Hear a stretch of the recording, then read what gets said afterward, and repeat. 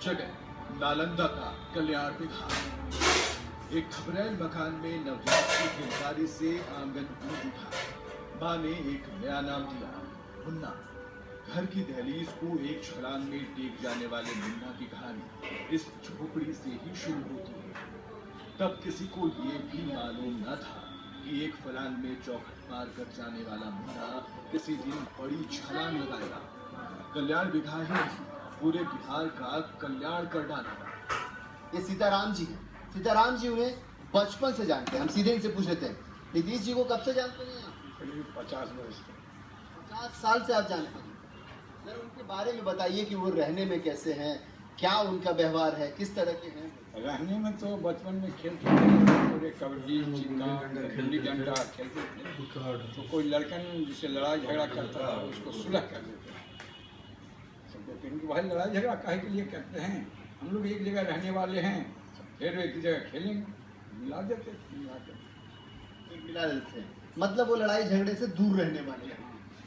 अच्छा सीताराम जी, आपको याद है आपने एक बार कहा था कि नीतीश कुमार जी इस घर में बिजली इसलिए नहीं लाते हैं क्योंकि उन्होंने कहा है आपसे कि पहले बिहार को बिजली देंगे, और फिर आपने क्या कहा था? जहाँ कहीं थे कि सीताराम जी हम वादा किया है समूचा बिहार में घर घर में बिजली हो, तो जब तक घर घर में बिजली बिहार में नहीं फैलेगा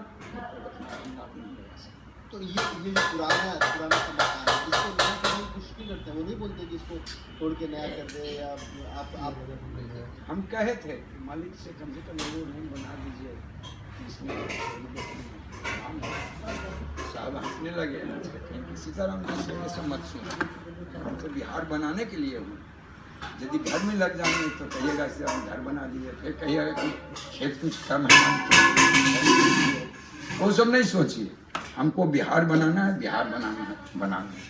और घर तो बनेगा, इसमें नहीं रह सकते हैं, बचपन में भी इसमें रहे, आज भी इसमें रह रहे हैं, रह सकते हैं। पहले बिहार को बनाने दीजिए, घर तो ऑटोमेटिक बन जाएगा।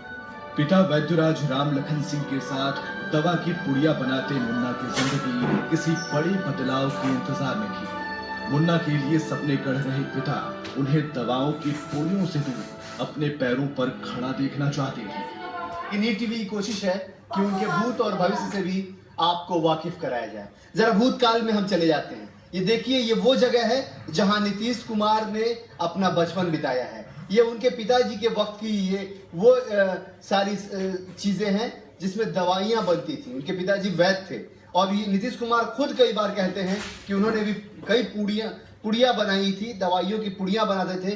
बचपन में ये वो बहुत रमे हुए थे उस काम में, पिताजी के हाथ में हाथ मिलाते थे और कंधे से कंधे मिलाकर उनका काम करते थे। आप देखिए, ये सारी चीजें पुरानी चीजें हैं जो मुख्यमंत्री ने इसलिए सहेजा है क्योंकि इससे कहीं न कहीं से उनकी यादें जुड़ी हुई थी। पिता स्वतंत्रता सेनानी थे, सो करीब से मुन्ना बड़े नेताओं को जानने की कोशिश में जुटे थे, लेकिन उतना ही जितना कोई अपने पिता के मित्र को जानना चाहता है। पिता की विरासती राजनीति से दूर गांव की पगडंडियों में बचपन बढ़ता जा रहा था।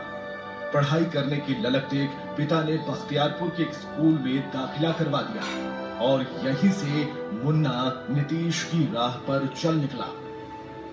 हम इस वक्त बख्तियारपुर के गणेश उच्च माध्यमिक विद्यालय में खड़े हैं। ये वो विद्यालय है जहां से नीतीश कुमार की शिक्षा दीक्षा हुई। यहीं पे उन्होंने पढ़ाई करी है और यहीं से वो आगे बढ़े।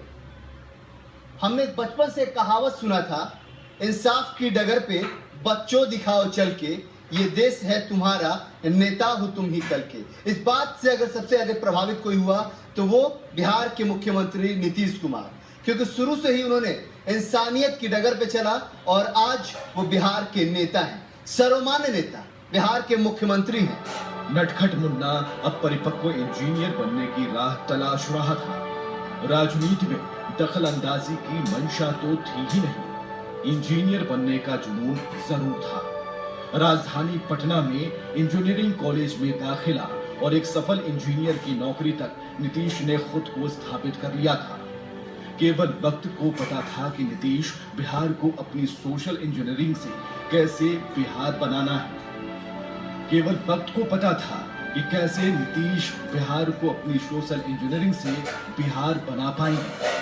वो बिहार जो कभी नीतीश ने सपने में देखा था, वो बिहार जिसे बड़े बुजुर्गों से सुना था, वो बिहार जिसे तकनीक के सहारे आगे बढ़ाना था, आज वही मुन्ना बिहारी बिहार के युवाओं से कहता फिरता है।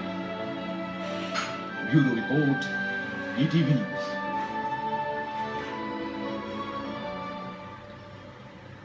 तो हमारे खास